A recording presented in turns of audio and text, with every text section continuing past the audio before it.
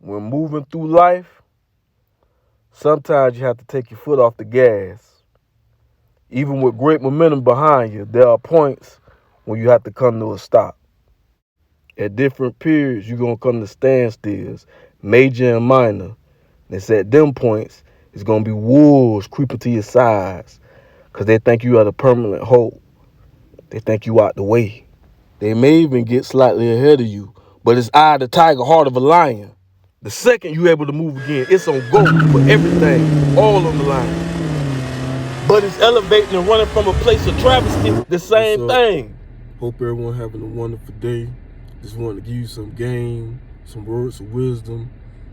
There's two types of sense in this world. You got what's called bought sense and borrowed sense. Bought sense is when you go through a ordeal, or so to speak, and you go through something and you endure through it, and at the end you wiser than what you started off. That's what's called buying your sense. Borrowed sense is when you can look at what someone else went through, or someone else can use their experience to give you advice so you don't have to go through what they had to go through. You can borrow what they learned instead of buying all the sense you have. In life, it's best to borrow as much sense as you can and not have to buy every piece of wisdom that you acquire, right?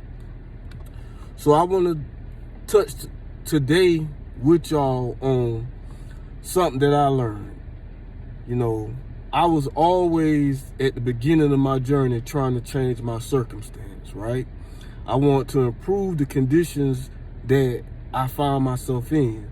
I wanted to change my life to help not only me, but my friends, my family, you know, to give my children and those who follow me better than what I had, right? So I set off, you know, trying to change that circumstance. But one thing that I learned way later on in the journey is that through life, when you out trying to be successful, you trying to succeed, and you trying to acquiring things isn't always changing your circumstance. You dig? You can spend years acquiring more, having more, building a repertoire of things that you didn't have before. But when tragedy strikes, you can find that didn't necessarily change your circumstance. So we have to not confuse the two. Ain't nothing wrong with acquiring more things.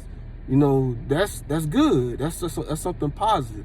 But just because you acquire more doesn't necessarily mean you change the fundamentals of your circumstance. So just be aware of that, right? Because when tragedy strikes, that's when I found out that a lot of the acquiring I did wasn't necessarily changing my circumstance. Because when adversity strike, you notice like, okay, how much more easier or how more readier am I to combat this adversity? What more do I have that can actually help me fight these circumstances do I have? I gained a lot. I've got more cars. I have more finance. But you want to build your infrastructure to where when that circumstance or that dilemma hit, you more prepared to fight against it. That's what's changing your circumstance. Acquiring things isn't necessarily changing your circumstance. Perfect example, right? There's an automobile you want, you save, you work hard, you do whatever it is you need to do to acquire the automobile of your dreams, right? You have the automobile you always dreamed as opposed to just any old automobile. But let's say something happens, you get in a car accident, you get a flat on the road, anything that can take the automobile that you driving at that time out of commission, even if it's for a short period of time. You can't drive it for half a day, it's in the shop, it's in something. Once that automobile is out of commission for that short period of time, what do you do then for transportation? Have you prepared and streamlined the things you have at your fingertips to where if that automobile goes down, you have something else to jump in?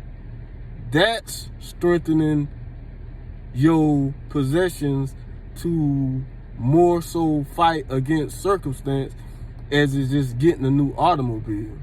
There's all type of things in life that's going to test the strength of our network. It's going to test the strength of the resources we have.